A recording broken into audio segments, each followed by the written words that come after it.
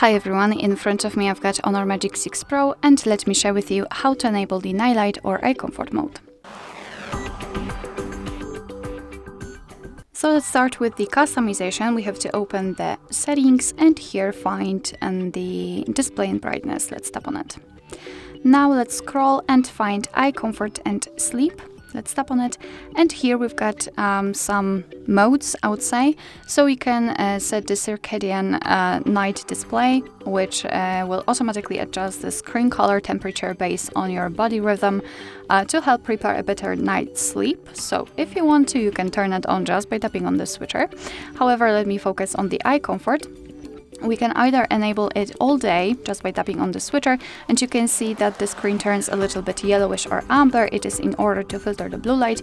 We can also change the intensity of that filter. By going to the left with this switcher, we can make it cooler, and by going to the right, warmer.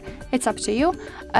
Or we can schedule that feature, so we can set the start and the end time, and your device will basically apply the eye comfort in this particular schedule. That's what I wanted to say.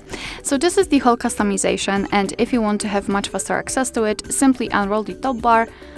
Okay, got it.